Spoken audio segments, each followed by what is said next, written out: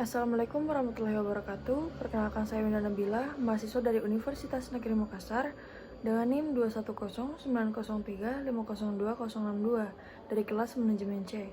Hari ini saya akan membawakan materi mengenai penentuan biaya proses akuntansi kerugian produksi. Baik, sebelum masuk ke materi utama, pertama-tama saya akan memberikan sedikit penjelasan mengenai pengertian, jenis, dan fungsi akuntansi biaya. Pengertian akuntansi biaya adalah proses mengumpulkan, mengukur, menganalisis, dan melaporkan pengeluaran terkait dengan produksi barang atau jasa. Tujuan akuntansi biaya adalah menjadi sumber utama informasi mengenai semua beban yang dikeluarkan oleh perusahaan. Singkatnya, akuntansi biaya membantu untuk memahami bagaimana biaya dapat mempengaruhi profitabilitas dan keberlanjutan bisnis. Tujuan utama akuntansi biaya adalah membantu manajemen mengelola pengeluaran dan membuat keputusan bisnis yang lebih baik. Akuntansi biaya membantu perusahaan mengelola dan mengendalikan biaya produksi serta operasionalnya. Dengan melakukan pemantauan, perusahaan dapat mengidentifikasi biaya yang tidak perlu dan mengambil langkah-langkah untuk mengendalikannya. Proses menghitung biaya produksi dengan tepat ini dapat membantu perusahaan menetapkan harga jual yang sehat, menjaga keuntungan, dan dapat merancang strategi dengan harga kompetitif di pasar. Dengan demikian, pengambilan keputusan pun dapat dilakukan secara tepat, sehingga mendorong perusahaan untuk terus berkembang. Fungsi akuntansi biaya. Seperti yang telah disinggung, salah satu fungsi akuntansi biaya adalah membantu memberikan informasi sehingga perusahaan bisa mengambil keputusan dengan tepat. Namun ternyata ada beberapa fungsi akuntansi biaya yang lainnya, antara lain yang pertama yaitu menentukan harga pokok. Salah satu fungsi utama akuntansi biaya adalah menghitung harga pokok produk atau jasa yang dihasilkan oleh perusahaan. Ini melibatkan perhitungan biaya bahan baku, tenaga kerja, dan overhead produksi. Informasi ini penting untuk menetapkan harga produk jual yang kompetitif dan memastikan perusahaan menghasilkan keuntungan. Yang kedua yaitu ada perencanaan dan pengendalian biaya. Akuntansi biaya membantu perusahaan dan merencanakan dan mengendalikan biaya operasional. Yang ketiga, ada membantu proses penyusunan anggaran. Anggaran adalah alat penting bagi perusahaan dalam mengelola keuangan dengan baik. Akuntansi biaya memberikan informasi yang diperlukan untuk menyusun anggaran realistis. Yang keempat, merinci berapa harga pokok barang. Akuntansi biaya dapat membantu untuk mengetahui berapa kisaran biaya produk, suatu produk atau jasa yang dihasilkan. Yang kelima, menyediakan informasi dasar perencanaan, bea, dan beban. Dalam perencanaan keuangan dan pajak, akuntansi biaya berperan untuk memberikan informasi dasar tentang bea dan atau beban yang akan dikeluarkan. Baik, yang pertama saya akan membahas mengenai akuntansi sisa bahan. Proses produksi yang dilaksanakan oleh perusahaan tertentu menghasilkan sisa bahan. Sisa bahan meliputi bahan yang tersisa dari proses produksi yang tidak bisa digunakan lagi untuk tujuan yang sama, tetapi berguna untuk tujuan lainnya atau dapat dijual kembali kepada pihak lain.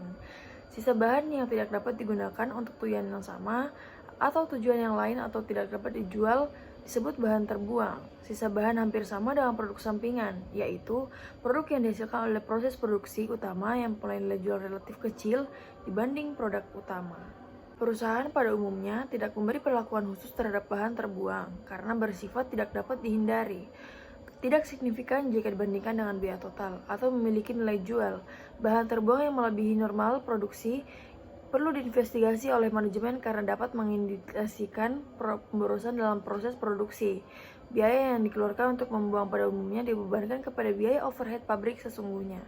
Yang kedua, saya akan membahas mengenai akuntansi produk cacat. Produk cacat adalah unit yang tidak memenuhi standar produksi, tetapi baik dari segi teknis maupun ekonomis, dapat diperbaiki atau didaur ulang supaya dapat dijual sebagai produk standar atau substandar. Meskipun tidak memenuhi standar produksi, unit cacat tidak dikeluarkan dari proses produksi pada saat diketahui. Setelah diketahui, unit yang cacat akan diperbaiki supaya menjadi unit produk yang baik. Akuntansi produk cacat biasanya terdapat dua faktor, yaitu cacat normal dan cacat tidak normal. Cacat normal adalah jumlah unit produk cacat yang lazim terjadi karena operasi produksi yang efisien. Oleh karena itu, biaya perbaikan unit cacat normal harus diperhitungkan sebagai bagian dari biaya produksi di departemen tempat terjadinya. Sedangkan cacat tidak normal melibatkan perlakuan khusus terhadap produk cacat yang dianggap sebagai kejadian tidak normal atau tidak terduga. Selanjutnya, saya akan bahas mengenai akuntansi produk rusak. Akuntansi produk rusak dalam konteks penentuan biaya merupakan proses pencatatan dan pengelolaan biaya yang terkait dengan produk-produk yang rusak atau cacat selama produksi. Dalam industri manufaktur, produk-produk rusak biasanya terjadi karena berbagai alasan, seperti kesalahan dalam proses produksi, peralatan yang tidak berfungsi dengan baik, atau bahan baku yang cacat. Dalam hal ini, akuntansi produk rusak memainkan peran penting dalam mengidentifikasi, mengukur, dan melacak biaya yang terkait dengan produk-produk yang rusak tersebut. Ada beberapa peran strategis dalam pengambilan keputusan dan peningkatan efisiensi operasional perusahaan dalam akuntansi produk rusak. Yang pertama yaitu produk rusak diabaikan. Produk rusak diabaikan adalah salah satu metode yang digunakan dalam perhitungan biaya produksi yang tidak mempertimbangkan atau mengabaikan produk-produk yang rusak atau cacat dalam proses produksi. Dalam metode ini, biaya produksi dihitung berdasarkan jumlah produk yang berhasil diselesaikan dan dianggap berkualitas baik. Sedangkan produk rusak tidak diikutsertakan dalam perhitungan biaya produksi.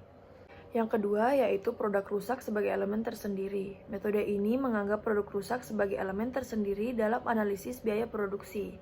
Setiap produk yang rusak diidentifikasi dan dicatat secara terpisah, dan biaya-biaya yang terkait seperti biaya perbaikan dan pergantian produk dihitung secara terpisah. Pendekatan ini memberikan pemahaman yang rinci tentang biaya produk yang rusak, yang memungkinkan perusahaan untuk mengukur dampak langsungnya terhadap probabilitas dan efisiensi operasional. Yang ketiga, ada metode produk rusak diabaikan atau metode rata-rata. Metode ini mengabaikan biaya produk rusak dan menganggapnya sebagai bagian dari biaya produksi keseluruhan. Biaya produksi total dibagi rata ke seluruh produk yang diproduksi, termasuk yang rusak. Pendekatan ini lebih sederhana yang bisa digunakan menghindari kerumitan perhitungan biaya produk rusak.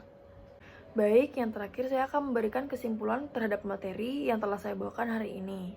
Secara keseluruhan, penentuan biaya proses dalam akuntansi kerugian produksi adalah langkah penting dalam mengelola keuangan perusahaan. Dengan pemahaman yang baik tentang konsep, metode, dan dampaknya terhadap pengambilan keputusan, perusahaan dapat mengoptimalkan operasi dan mencapai tujuan finansialnya dengan lebih efektif. Itulah mengapa penting bagi perusahaan untuk memahami dan mengimplementasikan praktik-praktik terbaik dalam penentuan biaya proses. Dengan pemilihan metode yang tepat, perusahaan perlu memahami karakteristik produksinya dan tujuan analisis biaya, produk cacat, dan produk rusak. Sebelum memilih metode perhitungan biaya, pertimbangkan dengan cermat mana yang sesuai dengan kondisi perusahaan. Biasanya ada juga pemantauan dan pelaporan rutin. Selalu akan lakukan pemantauan dan pelaporan rutin terkait biaya produk cacat dan produk rusak. Ini akan membantu perusahaan untuk mengidentifikasi perubahan dalam tren dan mengambil tindakan korektif lebih cepat. Ada juga investasi dalam pengendalian kualitas. Upayakan untuk mengurangi produk cacat dan produk rusak sebanyak mungkin. Dengan menginvestasikan dalam pengendalian kualitas yang baik, ini dapat melibatkan pelatihan karyawan, pemantauan proses produksi, dan perbaikan terus-menerus. Mungkin itu saja materi yang dapat saya sampaikan. Lebih dan kurangnya mohon dimaafkan. Wabillahi taufiq wal hidayah. Wassalamualaikum warahmatullahi wabarakatuh. Terima kasih. I got so